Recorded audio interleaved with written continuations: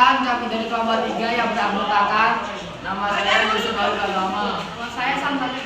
Nama saya Muhammad Rizky Al-Jifari. Nama saya Abdullah.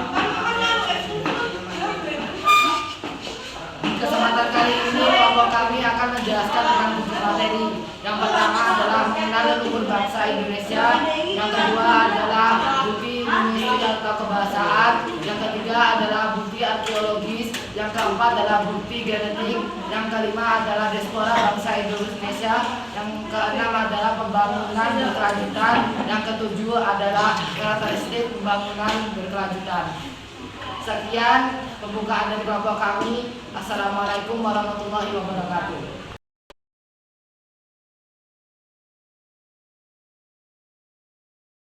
Mengenal leluhur bangsa Indonesia. Indonesia merupakan negara kepulauan. Negara Indonesia melintang dari Sabang sampai Merauke dan dari Pulau Miangas sampai Pulau Rote. Isu-isu yang muncul seperti isu suku dan ras sering dijadikan pemicu untuk memecah belah. Dengan Bhinneka Tunggal Ika, meskipun berbagai isu dan cobaan memecah belah bangsa Indonesia, kekuatan rakyat Indonesia tetap dapat bersatu dalam kesatuan. Tidak mudah untuk dipecah belah. Kepulauan Indonesia saat ini dihuni oleh berbagai suku yang menurut para ahli belum dapat secara pasti dilacak asal-usulnya. Namun kalian perlu mengetahui asal-usul leluhur berdasarkan bukti arkeologis, bukti linguistik kebahasaan, dan bukti genetika yang ditemukan.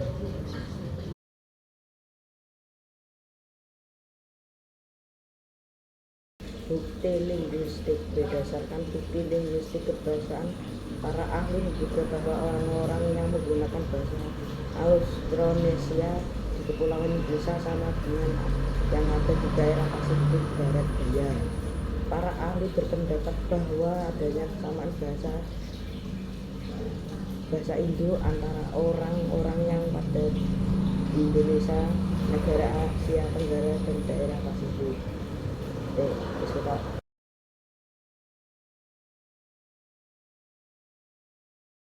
Arkeologis. Berdasarkan kepada bukti arkeologis, para ahli berpendapat bahwa leluhur bangsa Indonesia berasal dari daerah Taiwan, sekitar Taiwan, dan menamakannya teorinya dengan Out of Taiwan.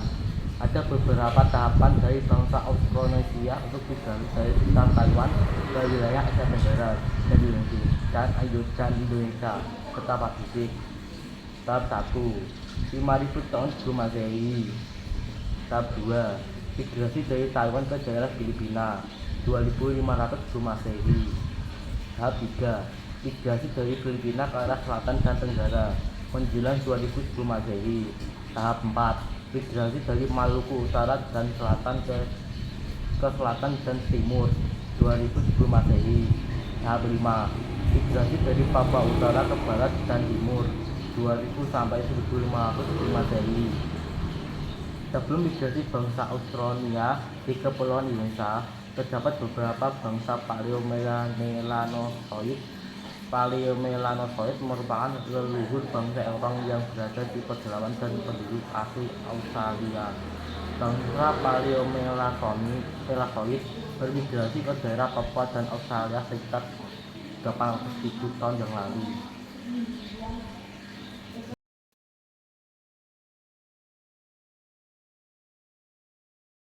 Genetika. Berdasarkan kode bukti genetika menunjukkan di daerah Kepulauan Indonesia didiami oleh penduduk sebelum bangsa Austronesia sedang bermigrasi dari Taiwan. Terdapat migrasi dari selatan menuju utara Kepulauan Indonesia menuju ke daratan Asia, dan kemungkinan bahwa penutur bahasa Austronesia berasal dari daerah Indonesia kemudian menyebar ke utara.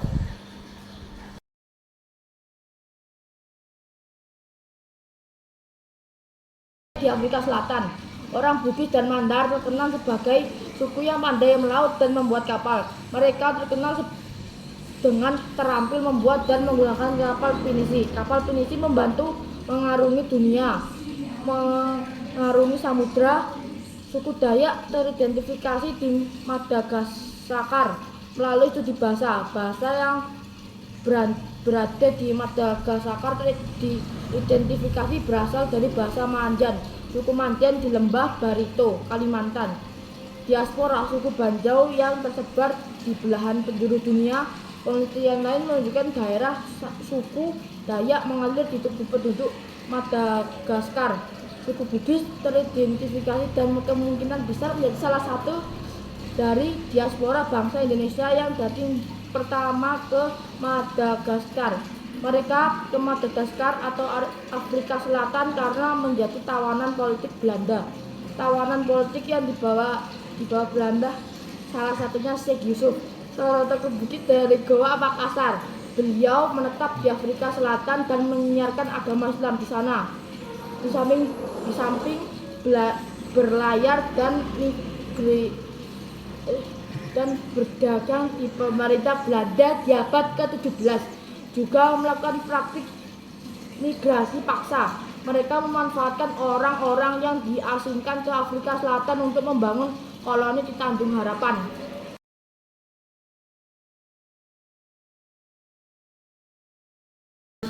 Proses penggabungan kebudayaan Bugis ke Malaysia dengan cara menjadi orang Melayu.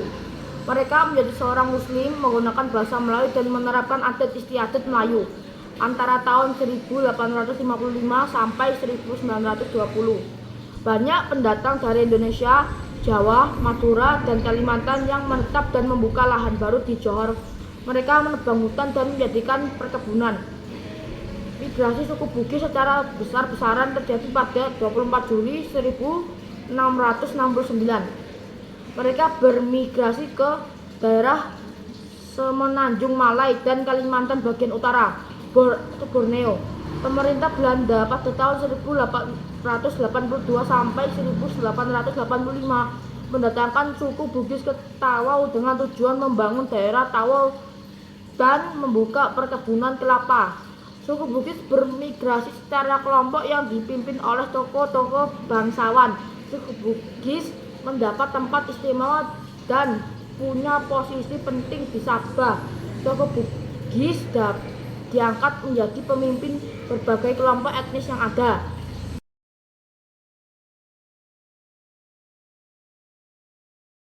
Makassar di Australia. Suku-suku pelaut di Nusantara memanfaatkan angin muson barat laut untuk berlayar ke Australia.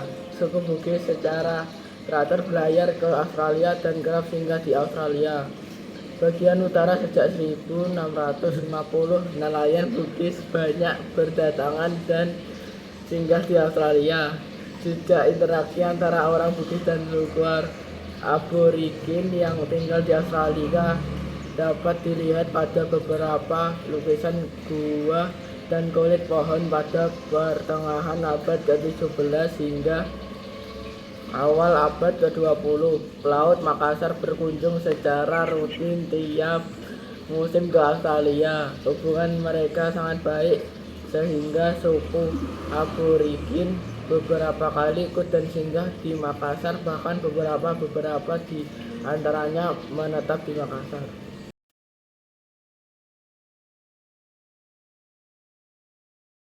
Pembangunan berkelanjutan merupakan upaya untuk memenuhi kebutuhan masa kini dengan minimalkan dampak buruk terhadap lingkungan. Kehidupan saat ini tidak terganggu dan sumber daya alam akan tetap terjaga untuk menopang kehidupan generasi mendatang. Pembangunan berkelanjutan menjadi perdebatan karena sulit dimengerti, terutama pertumbuhan ekonomi. Pada tahun 2015, masyarakat di semua negara mulai memandang penting pembangunan berkelanjutan dengan akhirnya deklarasi SDGs.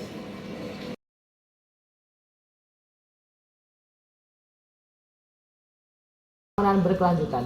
Karakteristik pembangunan berkelanjutan berbeda dengan pembangunan lainnya. Ciri-ciri tersebut antara lain: 1. Setiap tindakan harus memperkirakan dampak terhadap kesehatan dan kelestarian lingkungan hidup. 2. Mendorong perilaku manusia yang mendukung pemanfaatan dan manajemen sumber daya alam secara berkesinambungan. 3. Menjunjung tinggi rasa tanggung jawab terhadap alam, berperan aktif dalam menjaga alam, dalam melakukan kegiatan sosial dan ekonominya. Peningkatan kualitas manusia dimaksudkan agar manusia memiliki pengetahuan, kemampuan yang berdaya saing untuk menguasai teknologi dan memanfaatkan alam secara efisien dan bertanggung jawab dan intervensi kebijakan dan fokus kegiatan saling memperhatikan keterkaitan antar tujuan. Sekian presentasi dari kelompok kami. Wassalamualaikum warahmatullahi wabarakatuh.